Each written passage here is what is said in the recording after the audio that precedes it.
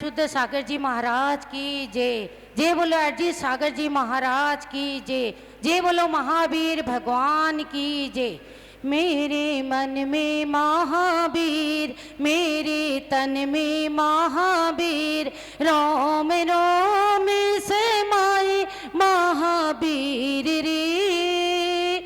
मेरी सांसों में समाए महावीर रे। मेरे मन में महावीर, मेरे तन में महावीर, रोम रोम समाए महावीर रे। मेरी सांसों में समाए महावीर रे। जैसे नदियों में गंगा, जैसे नभ में हो चंदा, जैसे नदियों में गंगा, जैसे नभ में हो चंदा, कतरे कतरे में समाए महावीर रे। मेरी सांसों में समाए महावीर रे। मेरे मन में महावीर, मेरे तन में महावीर, रोम रोम समाए महावीर रे। मेरी सांसों में समाए महावीर रे। जैसे फूलों में सुगंध, जैसे कलियों में रंग, जैसे फूलों में सुगंध, जैसे कलियों में रंग, पत्ते पत्ते में समाए महावीर रे। मेरी सांसों में समाए महावीर रे। मेरे मन में महावीर, मेरे तन में महावीर, रोम रोम समाए महावीर रे। मेरी सांसों में समाए महावीर रे।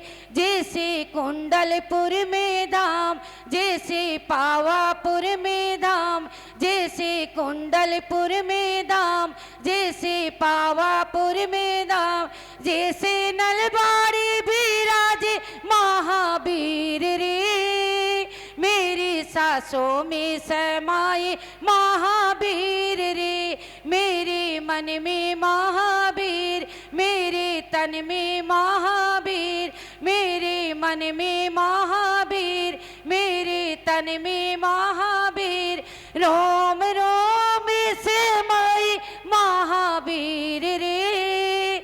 मेरी सांसों में समाए महावीर रे। मेरी सांसों में समाए महावीर रे। मेरी सांसों में समाए महावीर रे।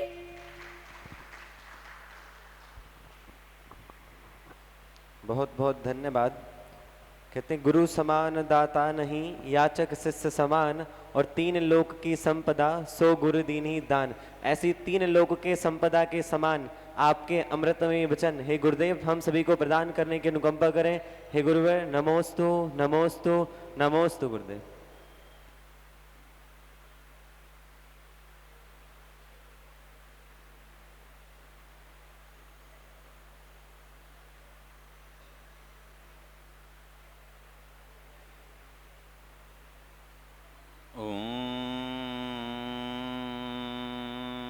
नमः सिद्धेभ्यः।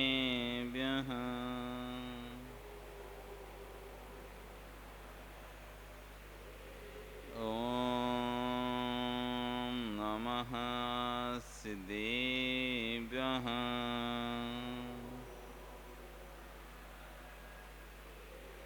ॐ नमः सिद्धेभ्यः।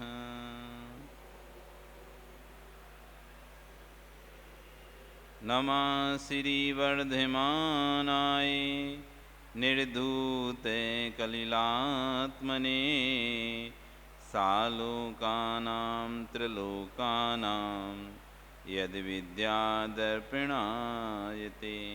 नमो अरिहन्ताणं, नमो सिद्धाणं, नमो आयरीयाणं, नमो वज्रायाणं, नमो लोये सविशाहुणं।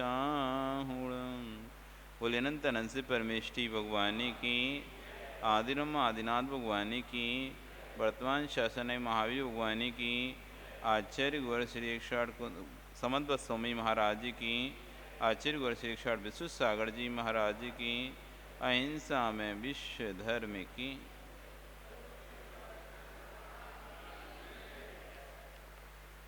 बंधु, कल यहाँ पर आचार्य भगवान ने सम्यक दृष्टि को क्या फल की प्राप्ति होती है बताया था। ओजस तेजो विद्या, वीर यशो विभव वृद्धि सनाथा, महाकुलाम हर्था, मानव तिलका भवंती दर्शन पूता। ओज तेज विद्या बुद्धि बल इन सबसे संपन्न होता है, महान कुल में उत्पन्न होता है, मानव तिलक बनता है, सनात होता है और अंत में जाकर मानव तिलक अर्थात अरिहंत पद को प्राप्त करके सिद्ध अवस्था को प्राप्त होता है। क्योंकि 3 लोक का कोई तिलक है तो सिद्ध है। तीनों लोकों के कहाँ पर विराजमान है? मस्तक पर। जैसे तिलक का स्थान कहाँ होता है? मस्तक होता है। ऐसी सिद्धों का स्थान कौन सा है? तनुवाद बल है। 3 लोक का सबसे अंतिम बात बल है तनुवाद बल है, जहां पर की सिद्ध विराजमान है। ये लोक के अग्र भाग में, लोकाग्र वासिनी, लोक के अग्र भाग में इनका निवास स्थान है। सिद्धों का निवास स्थान कहाँ पे है? लोक के अग्र, बिल्कुल आगे के सबसे पहले जहां से लोक चालू होता है वो अग्र कहलाता है, और जहां खत्म वो अंत कहलाता है। तो ऊपर से चालू होता है, नीचे खत्म होता है। तो बाद वेलों से लोक चालू होता है, फिर उसके बाद सिद्ध शिला आती है, तनुवाद बल है, घनवाद बल है, घनुदधिवाद बल है, फिर सिद्ध शिला, फिर अनुत्तर विमान, फिर ग्रैविक नानुदेश विमान, फिर ग्रैविक विमान, फिर 16 स्वर्गों के विमान, फिर सुमेरु पर्वत, मध्य लोक, उसके बाद 3 पृथ्वियाँ नीचे, उससे नरक चालू होते हैं, पहला, दूसरा, तीसरा, चौथा, 5वां, 6वां, 7वां नरक, फिर निगोद, फिर घनोदधिवाद बल है, फिर घनवाद बल है, फिर तनुवाद बल है। ऐसे ऊपर से चालू होता है, नीचे खत्म हो जाता है लोक। ये 14 राज्यों का लोक है हमारा पूरा।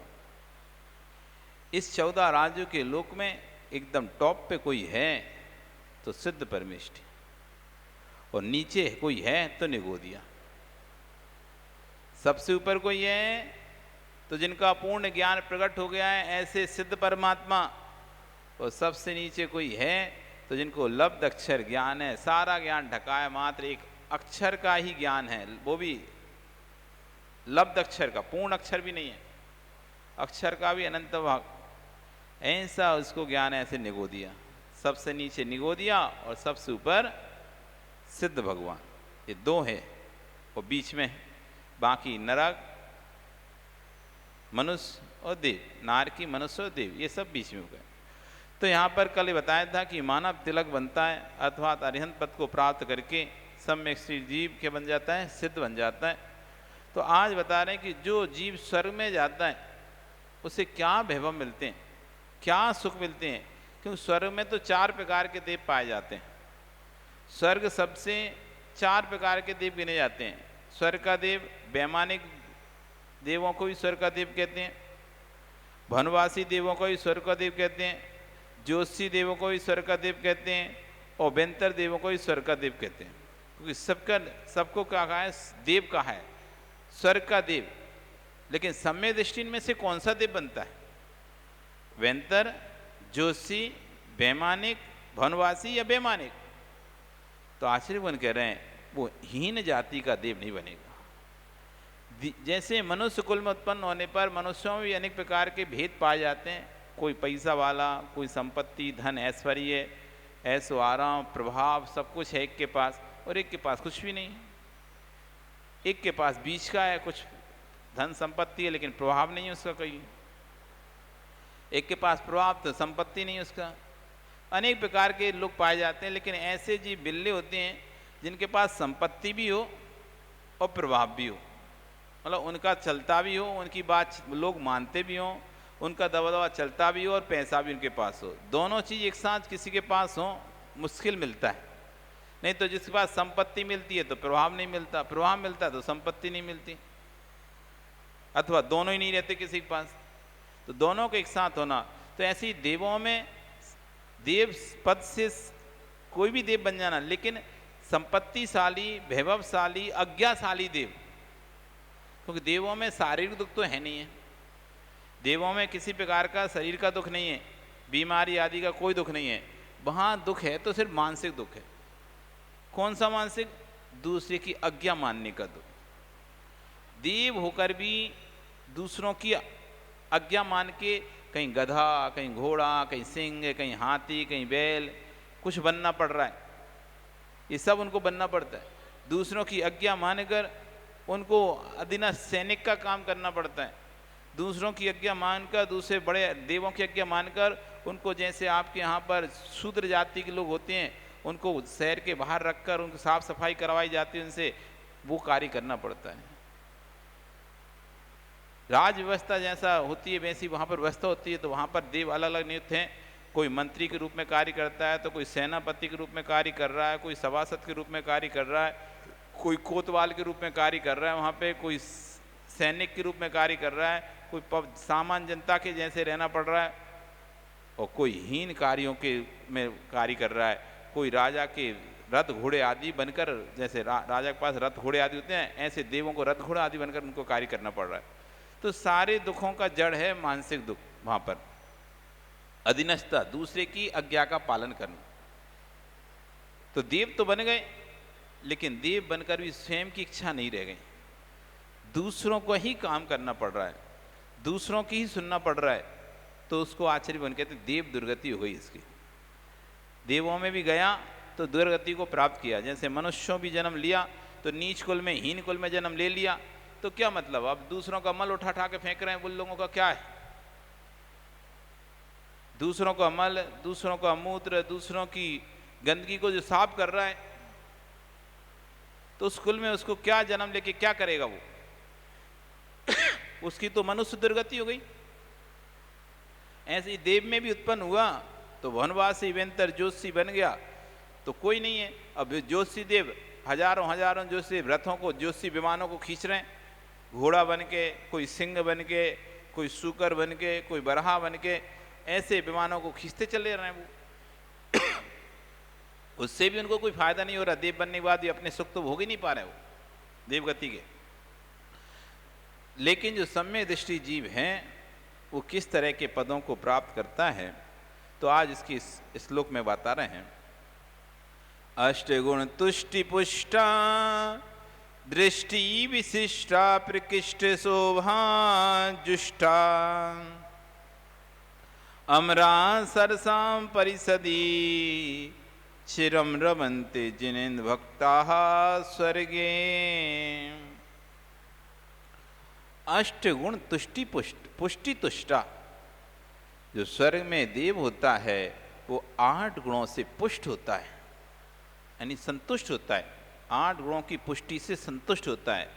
8 गुण मतलब अणिमा, महिमा, लगिमा, गरिमा, प्राक्ति, प्राकाम, ईसत्व, वसित्व, 8 रिद्धियाँ होती हैं। और भी रिद्धियाँ होती हैं, पर अभी यहाँ पर मुख्य 8 का बात कर रहे हैं। कौन कौन सी? अणिमा, अणिमा रिद्धि, अणु के बराबर अपने शरीर को कर लेने की सामर्थ्य। जो सम्यक दृष्टि जीव होता है वो 8 रिद्धियों से संपन्न होता है। उसके अंदर वो ताकत होती है कि अपने शरीर को अणु उसके बराबर छोटा कर सकता है। अणु जिसका दूसरा विभाग नहीं होता उसे कहते हैं अणु। पुद्गल की सबसे छोटी इकाई होती है अणु, और यहाँ पे अणु का अर्थ है सूक्ष्म, मतलब अपने शरीर को इतना सूक्ष्म कर सकता है, इतना सूक्ष्म कर सकता है किसी को दिखाई नहीं देगा। या बहुत छोटा कर सकता है, अणु मतलब होगा बहुत छोटा बना सकता है। अणु से अर्थ है छोटा। तो अणिमा, अणिमा नाम की उसको वृद्धि मिलती है। एक तपस्या से, मनुष्य तो यहाँ पर मध्य लोक में तो मनुष्य तपस्या से प्राप्त करते हैं रिद्धियाँ, और वहाँ पर सम्यक दृष्टि को जन्म लेते से ही मिलती हैं। मनुष्यों में रिद्धियाँ तपस्या से प्राप्त करनी पड़ती है। अणिमा, महिमा, गरिमा, लगिमा, प्राक्ति, प्राकाम, ईसत व सित्त, ये जो 8 रिद्धियाँ हैं, ये मनुष्य कुल में विक्रिया रिद्धियों के 8 भेद हैं। तो ये मनुष्य को तो उनके पुरुषार्थ से, तपस्या के प्रभाव से आदि प्राप्त होती है, लेकिन देवों में ये 8 रिद्धियाँ स्वतः ही मिलती हैं। जो उच्च जाति का देव होता है, जो सम्यक दृष्टि देव व्यक्ति जन्म मर के जन्म लेता है और ऊंचा जाति का देव बनता है, उसको 8 रिद्धियाँ जन्म से ही, मतलब जन्म लेते ही वहाँ पर खुद मिल जाती हैं। तो अणिमा रिद्धि कि जहाँ पर अपने शरीर को अणु के समान बना सकता है, सबसे छोटा बना सकता है। दूसरी है अणिमा महिमा, अपने शरीर को इतना बड़ा बना ले, इतना बड़ा बना ले कि सुमेरु पर्वत के बराबर भारी शरीर बना सकता है। महिमा, इतना बड़ा शरीर, महिमा। अणिमा महिमा, महिमा रिद्धि, महिमा विक्रिया रिद्धि, जो कि विष्णु कुमार मिहिरराज को प्राप्त हुई थी, जिन्होंने अपने शरीर को सुमेरु के बराबर बना लिया था। इतना बड़ा शरीर कर लिया था, एक पैर रखा तो मानुषोत्तर, दूसरा पैर रखा तो सुमेरु पर्वत की चूली का। ये महिमा नाम की विक्रिया रिद्धि है। पहली थी अणिमा नाम की विक्रिया रिद्धि, इतना छोटा बना दें कि सुई बराबर छेद से भी निकल जाए, इतना छोटा शरीर बना लिया। अणु बराबर इतने सुई इसलिए देखिए, सुई आपने देखी है, उस पर गड्ढा करते हैं कांच पे, तो कितना बड़ा गड्ढा होता है, बहुत बारीक गड्ढा होता है, तो इस छिद्र से भी वो निकल जाएगा, इतना छोटा। तो ये अणिमा, और इतना बड़ा कि सुमेरु पर्वत के बराबर का अपना शरीर बना लिया। महिमा रिद्धि, इतना भारी महिमा रिद्धि, इतना बड़ा शरीर बना लिया, मेरु स्थान बना लेना, वे महिमा रिद्धि है।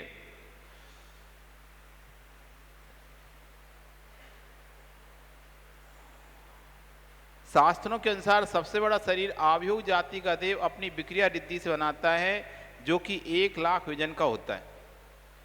भगवान के जन्म कल्याण के समय 32 मुख वाला ऐरावर हाथी बनकर आता है। देव सबसे बड़ा शरीर कौन, देव का सबसे बड़ा शरीर कितना बड़ा बना सकते हैं? वो चाहें तो कितना बना सकते हैं? 1 लाख योजन का, मतलब सुमेरु पर्वत कितने लाख योजन का है? 1 लाख योजन का। उनके पास विक्रिया है कि 1 लाख योजन का सबसे बड़ा शरीर बना सकते हैं। कितना बड़ा सकते हैं? 1 लाख योजन का, जो कि ऐरावत हाथी का भी साइज इतना ही है। ऐरावत हाथी भी 1 लाख योजन, जितना हमारा सुमेरु पर्वत की ऊंचाई है उतनी ही ऐरावत हाथी की ऊंचाई है, 1 लाख योजन की। 1 योजन में 6000 किलोमीटर होते हैं।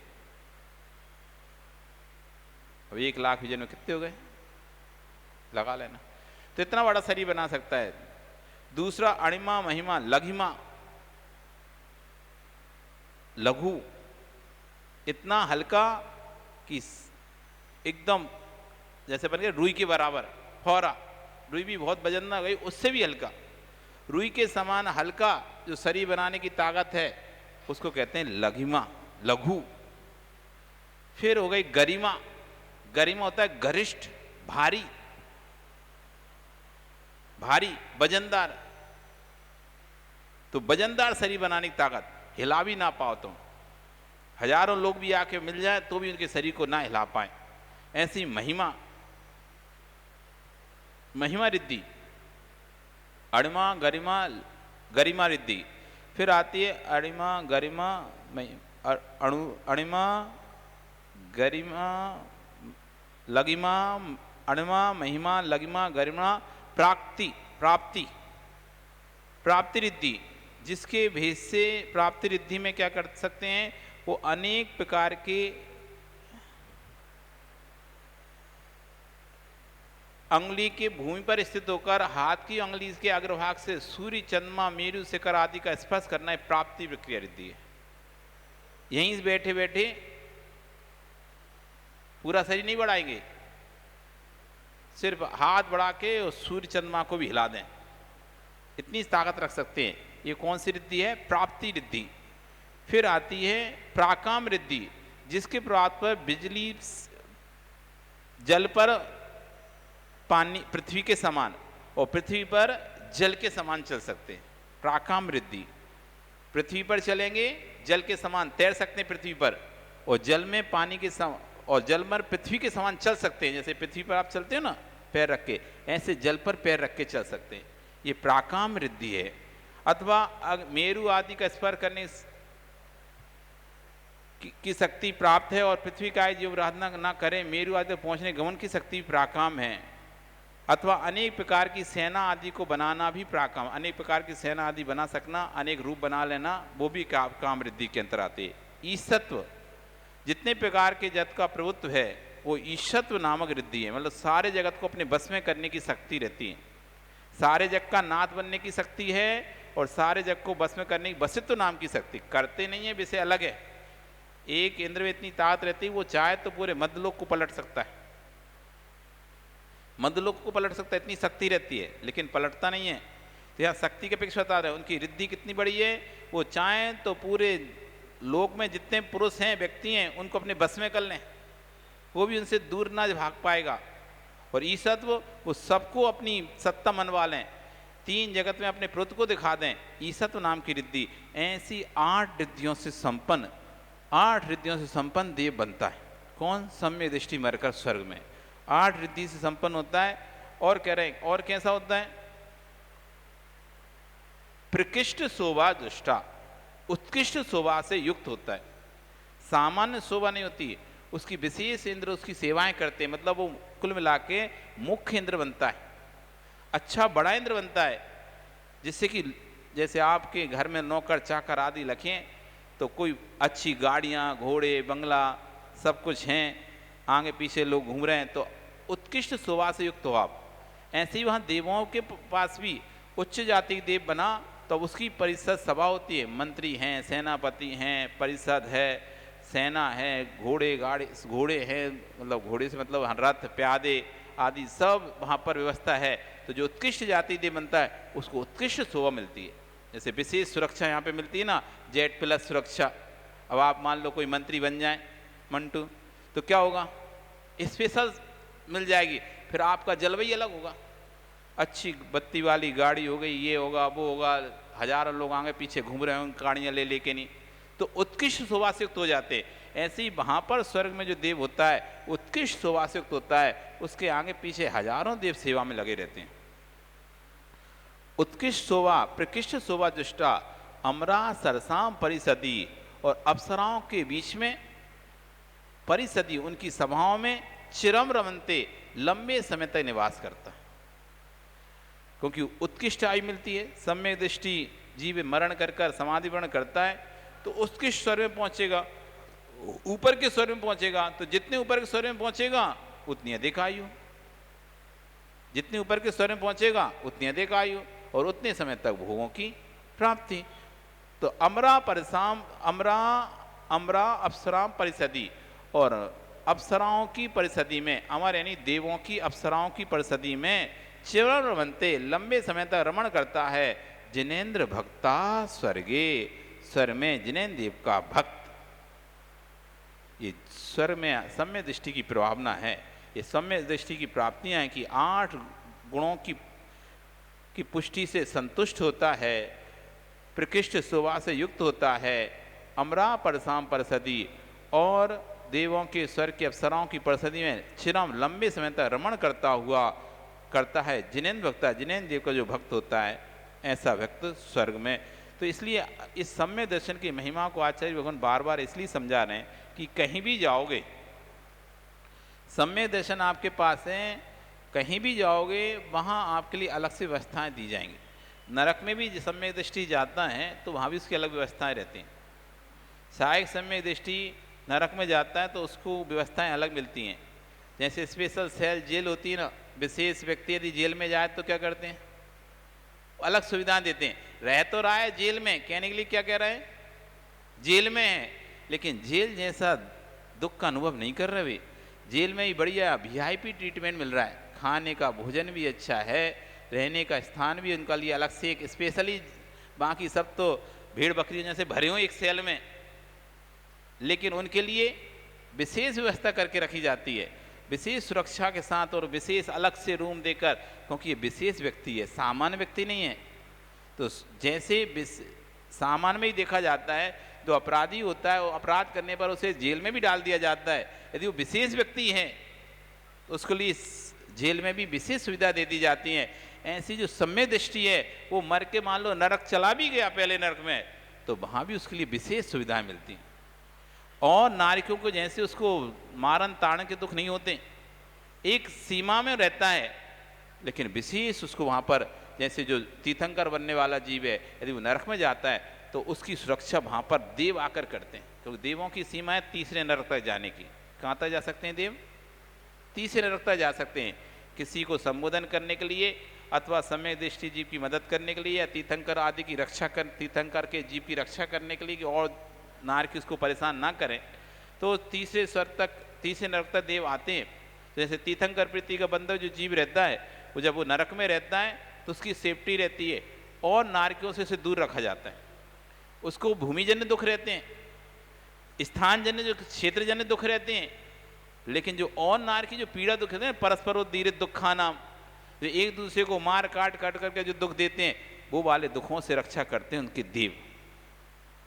देव उसके पास भटकने नहीं देते और नारकियों को स्थान नहीं मिलता दूसरे नारकियों को उसको मारने का, तो वहाँ पर व्यवस्था विशेष करके रखते हैं उनकी, क्योंकि ये विशेष व्यक्ति है, सम्य दृष्टि है, तीर्थंकर बनने वाला व्यक्ति है, इसलिए उसकी विशेष नरकों में सुरक्षा बने। मतलब सम्य दृष्टि कहीं भी जाए वहाँ उसको विशेष सुविधाएं, विशेष फैसिलिटीज मिलती हैं। मनुष्य बनेगा तो भूभूमियों में जन्म लेगा, त्रिंच बनेगा तो भूभूमियों में जन्म लेगा, देव बनेगा तो उसकी सिद्धियों की प्राप्ति करेगा, हर जगह उसको विशेषताएं प्राप्त होंगी। इसलिए आचार्य वन और क्या विशेषताएं उसे प्राप्त होती स्वर्ग में, तो कह रहे स्थिति, उसकी आयु लंबी होती है सम्य दृष्टि जीव की। स्थिति, प्रभाव, मतलब उत्कृष्ट आयु मिलती है। जिस भी स्वर्ग में जाएगा सम्य दृष्टि जीव, वहाँ की पूरी आयु से मिलेगी।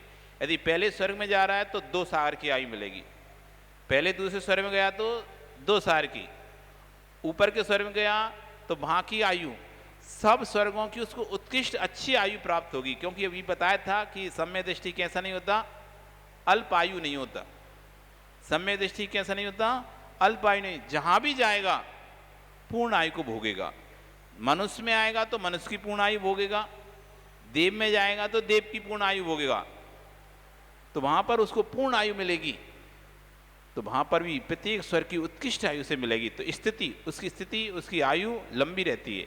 प्रभाव, उसका प्रभाव सब जगह फैला रहता है, हर लोग उसकी आज्ञा मानते हैं, उसकी आज्ञा में अधीन में रहते हैं, जिन साथ समय, और वो अपने प्रभाव से अनेक प्रकार के कार्य कर सकते हैं। प्रभाव, फिर सुख, उनको सुख अधिक है। मिथ्या दृष्टि देवों को दुख है और सम्य दृष्टि देवों को सुख है। सुख, धुति, शरीर की कांति, सम्य दृष्टि देवों की शरीर की कांति अलग है, मिथ्या दृष्टि जीवों की शरीर की कांति वहाँ पर अलग है, उनकी कांति अधिक है। लेस्या, उनकी शुभ लेस्याएं, सम्य दृष्टि जीवों की जो लेस्याएं शुभ लेस्याएं वहाँ पर, वो मिथ्या दृष्टि जीवों की अशुभ लेस्याएं। लेस्या, इंद्रिय विषय, कम कम भोगों की इच्छा रहती है। जैसे जैसे ऊपर ऊपर जाते जाते हैं इंद्रियों के विषयों की इच्छाएं कम होती चली जाती है। स्वर्गों में नीचे के देवों को इंद्रिय विषयों की लोलुपता दिख रहती है, जैसे आपको खाने पीने घूमने फिरने की इच्छाएं रहती है ना, लेकिन जैसे जैसे आप ऊंचे ऊंचे पद पर जाते जाते तो इच्छाएं खत्म होती है। अभी आप शादी नहीं घर में रहते हैं तो खूब घूमना फिरना रहता है, फिर शादी हो जाती है तो एक पद बन जाता है, अब आप एक पिता के पद पर आने वाले हैं, या अब आप पति बन गए, थोड़ा कम घूमना हो जाता है। फिर आप पिता बन जाते हैं और थोड़ा सा ऊंचा पद हो गया सम्मानीय, तो आपका घूमना और कम हो जाता है। फिर दादा बन गए, अब बुजुर्ग और घूमना कम हो जाता है। अथवा ऐसे लगाएं कि आप सामान्य व्यक्ति थे, खूब घूमते थे, कहीं घूमते थे, लेकिन आप एक सांसद बन गए, अब थोड़ा दायरा आपका कम हो गया, अब किसी घर में हर कहीं नहीं जा सकते। अब आपको देखना पड़ेगा कौन सी पार्टी का है और कौन सी पार्टी का नहीं है, क्योंकि आप तो सांसद एक निश्चित पार्टी के हैं ना। अब आप विपक्षी के घर में नहीं जा सकते, सांसद हो तब विपक्षी घर में आप आना जाना करोगे तो लोग कहेंगे भाई इसकी कोई साठ गांठ है, पार्टी टिकट नहीं देगी। सांसद दायरा सीमित हो गया। विधायक बन गए, अब दायरा और सीमित हो गया है, क्योंकि अब आपको बहुत सारे काम रहते हैं, तो जो आप पहले फ्री टाइम रहता था घूमते फिरते रहते थे, अब नहीं जा पाएंगे। विधायक से आप मुख्यमंत्री बन गए, तो जैसे जैसे उतरे पर अब लोगों से संपर्क और कम हो गया आपको, क्योंकि अब आप कहीं भी नहीं जा सकते, प्रोटोकॉल के तहत जाना पड़ेगा आपको। जहाँ भी जाना है तो भाई टाइम लेके जाना, और विशेष जगह जा पाओगे। हर कोई राह चलते कहीं भी किसी घर में नहीं घुस सकते, क्योंकि आप पद बढ़ता है तो आपका गति भी कम हो गई। और यदि आप प्रधानमंत्री बन गए, अब आपका संपर्क लोगों से और ही कम हो गया। अब आप और ही बिल्कुल, क्योंकि आप पद पर जैसे जैसे बढ़ते जा रहे हैं, आपकी अब ऐसे गिल्ली डंडा, कहीं भी गली में जाकर खेल खाल नहीं कर सकते कि अभी तो कहीं भी गली में जाते थे, खेलते थे, कोई भी साइकिल पे मोटरसाइकिल पे बैठ जाते थे, कहीं भी घूमे आते थे। लेकिन आप जैसे ही पद पर पहुंचे तो अब आपको सारी इच्छाएं खत्म करनी पड़ेंगी कि आप चाहो तो हम जाएं ऐसी टाकीज पे घूमे आए, ऐसे ही घूमे आए, जैसे सामान लोग घूमते रहते हैं वैसे हम घूम लें, तो आप नहीं घूम पाओ, क्योंकि अब आप पद पे हो तो अब आपकी विषय इच्छाएं स्वतः ही अपने आप ही कम होने लगती हैं, व्यक्ति धीरे धीरे कम कर लेता है। ऐसी देवों में जैसे जैसे ऊपर ऊपर बढ़ते जाते हैं, उनकी विषय कसाओं की इच्छाएं कम होती जाती है, विशुद्धि बढ़ती जाती है, लेसाएं शुभ बढ़ती जाती हैं और कसाएं कम होती जाती हैं। नीचे नीचे कसाएं अधिक रहती हैं। ऊपर का आपके भोगों की भी देखो आप, एक जो हीन जाति का व्यक्ति है उसके भोगों की लिप्सा अधिक होती है। आपको भी थाली लगाकर भोजन दिया जाए और उसको भी भोजन दिया जाए तो आपके खाने की, ठीक है रोज मिलना है तो अब आप उतना ही खाएंगे, थोड़ा खाएंगे, ठीक है हो गया, मुंह पूछ के बैठ जाएंगे, और वो तो ऐसे खाएगा हफ्सी जैसे जैसे कि कभी मिला ही नहीं हो। तो नीच जाति के या छोटी जाति का भोग करने की जो आकांक्षा रहती है वो अधिक होती है, उनको ऐसा लगता है फिर कब मिलेगा। और जैसे जैसे ऊपर व्यक्ति बढ़ता जाता है उसकी भूख की भी आकांक्षाएं शांत होती चली जाती हैं, उसका खाना रहन सहन सब सीमित हो जाता है। ऐसी नीचे नीचे के देवों में अधिक भोग आकांक्षाएं रहती हैं और ऊपर ऊपर के देवों में भोगों की आकांक्षाएं कम रहती हैं, उनका गमन भी कम होता है। नीचे नीचे के देवों का गमन अधिक होता है, ऊपर ऊपर के देवों का गमन कम होता है। जैसे जैसे देव ऊपर बढ़ते जाते हैं वो नीचे कम आते हैं। फिर जैसे सर्वार्थ सिद्धि के देव आते ही नहीं है नीचे उतर के, वो किसी प्रकार के भोग करते नहीं हैं, ब्रह्मचारी रहते हैं। अनुत्तर अनुदेश के देव भी नीचे उतर के नहीं आते, वो भी अपने उसमें रहते हैं। अनुदिश के देव भी नीचे उतर के नहीं आते, वो भी अपने स्वर में रहते हैं। उसके बाद के जो देव आते हैं सबकी सीमा लिमिट है, कौन कब आएगा, कौन कब आएगा, कितनी दूरी तक आएगा, लंबा लंबा नहीं है। इस तरह से कह रहे हैं कि इंद्रिय विषय ऊपर के जो देव होते हैं उनके इंद्रिय विषय धीरे धीरे कम होते चले जाते हैं, नीचे के देवों के अधिक होते हैं। समय दृष्टि उच्च स्तरीय देव बनता है।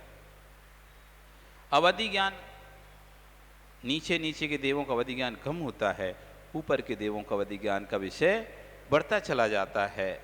इस तरह से और भी अनेक गुण उन देवों को प्राप्त होते हैं जो सम्यक दृष्टि जीव होते हैं। इसलिए आचार्य भगवान यहाँ कह रहे हैं कि सम्यक को प्राप्त करो, क्योंकि जिसने एक बार सम्यक को प्राप्त कर लिया वो नियम से उसने मोक्ष का टिकट करा लिया, ये पक्का है। एक बार सम्यक प्राप्त किया है, अब आपको नियम से चाहे एक सेकंड के लिए भी होके गया, छूट गया, एक क्षण के लिए भी यदि सम्यक दर्शन हुआ है तो जो अनंत भव थे वो चिल्लू प्रमाण जैसे कहते हैं कि एक सागर में जितनी बूंदें हैं उतने मान लीजिए आपके भव हैं। एक सागर में कितनी बूंदें हो सकती हैं? संपूर्ण समुद्रों को पानी मिला लिया जाए उससे कितनी बूंदें मिलेंगी, बनेंगी? एक उदाहरण दे रहे हैं हम कि यदि संपूर्ण समुद्रों का पानी मिलाया जाए और उसकी बूंदें निकाली जाएं तो कितनी बूंदें बन जाएंगी? बताओ, आप बताओ कितनी बन जाएंगी? हैं? इतनी बूंदें बनेंगी काउंट भी नहीं कर पाओगे आप जब तक, क्योंकि समुद्र की तो था ही नहीं है। आज तक किसी ने समुद्र की गहराई को नहीं नाप पाया। अभी एक बीच में एक जहाज गया था समुद्र की गहराई नापने के लिए, नीचे वहीं फट गया, सब मर गया। तो आज तक कोई समुद्र की गहराई नहीं नाप पाया। तो कितना पानी होगा समुद्र में, और एरिया कितना बड़ा होता है समुद्र का? इतना पानी, इतना समुद्र है, यदि हम उसकी बूंदें बनाएं तो कभी तो बना भी नहीं पाएंगे। और मान लो इमेजिन करें तो कितनी बूंदें बनेंगी? अनंत बूंदें बन जाएंगी जिनकी काउंटिंग ही संभव नहीं है, गिनती खत्म नहीं होगी, असंख्यात से ऊपर चली जाएंगी। लेकिन वही आज से कहा जाए आप अपने दोनों हाथों को ऐसे करो, इसमें एक अंजलि पानी दे दे रहे, इसकी बूंदें बनाओ, तो बना पाओगे कि नहीं बना पाओगे? आराम से बना दोगे, 500 1000 बूंदों में बस। कितना?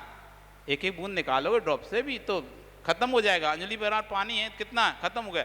ऐसे ही उदाहरण के रूप में आचार्य भगवान समझा रहे हैं, जो अनंत भव हमारे अनंत भव हैं, वो जैसे ही सम्यक दर्शन होता है तो तो उतने रह जाते हैं जैसे एक अंजलि प्रमाण पानी। जो समुद्र के प्रमाण बराबर पानी की बूंदों के प्रमाण हमारे जो भक्त थे, जो संसार में भटकने वाले भक्त थे, वो सम्यक दर्शन के होते ही अंजलि प्रमाण, जैसे एक अंजलि में जितना जल होता है उतना कितनी देर में, 5 मिनट, 10 मिनट, आधा घंटे में, 1 घंटे में खत्म हो जाएगा। एक बूंद भी गिरेगा तो भव नष्ट हो जाएंगे। ऐसे अनंत जो भव थे वो अर्ध पुद्गल परिवर्तन मात्र रह गए, मतलब अंजलि के पानी प्रमाण रह गए, इतने कम भव रह गए। एक क्षण के लिए भी यदि सम्यक दर्शन हो गया तो, एक क्षण के लिए होके छूट गया, आपके सारे भव अंजलि प्रमाण में सिमट के रह गए। अब उतने समय में नियम से आपको मोक्ष जाना ही है, कोई नहीं रोकेगा। मतलब कन्फर्म टिकट है मोक्ष का, सम्यक दर्शन यानी कन्फर्म टिकट, आरएसी नहीं, वेटिंग नहीं, कुछ नहीं, कन्फर्म है कि अर्ध पुद्गल परावर्तन के अंदर अंदर इसे नियम से मोक्ष जाना ही है। ये है सम्यक दर्शन की महत्ता कि मोक्ष का टिकट। तो इस तरह यहाँ पे आचार्य भगवान कह रहे थे कि यदि वो स्वर्ग जाएगा तो ये व्यवस्था उसको प्राप्त होंगी। और अब कल यहाँ पर आचार्य भगवान यहाँ पे बताएंगे कि यदि वो मनुष्य बना तो मनुष्य से क्या क्या सुविधाएं मिलेंगी। अभी तो देव बना, देव बनेगा तो 8 गुणों से युक्त होगा, उत्कृष्ट भोगों को भोगेगा, उत्कृष्ट शोभा से युक्त होगा, उत्कृष्ट स्थिति, उत्कृष्ट प्रभाव, उत्कृष्ट सबको तो ऊंचा ऊंचा ऊंचा उससे मिलेगा। यदि वो मनुष्य बनता है तो मनुष्य बनने पर उसे क्या क्या मिलेगा, इस बात को आचार्य भगवान यहाँ कल बताएंगे। आज आपका समय हो गया। बोली भगवान महावीर स्वामी की। कल का वर्णन बहुत ही सुंदर है, कल इसे हम समझेंगे कि सम्यक दृष्टि जीव को क्या क्या प्राप्त होगा मनुष्य बनने पर। बोली भगवान।